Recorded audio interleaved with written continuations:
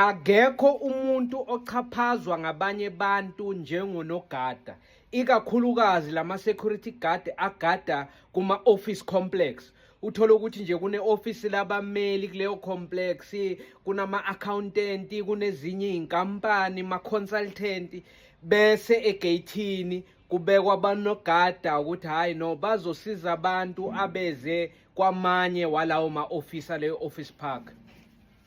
Lawo ma-security ayasetshenziswa, abantu bayawayuza. Umuntu uma azoletha i-CV ku-HR yekhampani ethile ekuleyo office park, uthi nakafika egeyithini abingelele, sanibonani njani, bathi bangaphendula lama-security ukuthi hayi dumela ntate, hhayi uzawuzama nesisuthu noma ngasazi ngoba uzoletha i-CV ufuna usizo kusesenzima uzamuva hawu dumelang bontate bomme kikupa kubutisha kuri likayi office la HR. Hayi bazamlayela ke, hawu bamlayele ukuthi hayi 10 left 10 right, but before you get there we need to make a call, sikufunela ikhodi umuntu ozokufaka kulelo office lapho uya khona. Uthi uzokwenzani? Hayi ngizosubmit i-application. Hayi bamfunela ikhodi. Hayi please expect a gentleman is at the gate now, can we have the code that he will use to come into your office? Security likunika ikhodi uthi awufika ke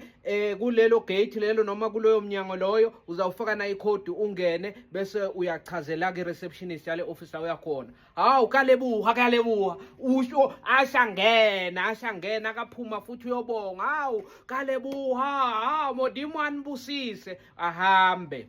Uyobuya sekuyi-interview ngayo inhlonipho. Hayi ngize lana ngibizwe le i-interview nabathi izoba se-boardroom H. Ingakuphi i-boardroom H? Hayi bamlayela ikhampani enje i-boardroom yakhona ebizwa nge-boardroom H isendaweni enje.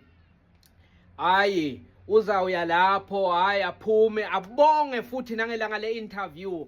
Akake awuthole umsebenzi, akake aqhashwe loyo muntu awuthole umsebenzi asebenze kuleyo ndawo.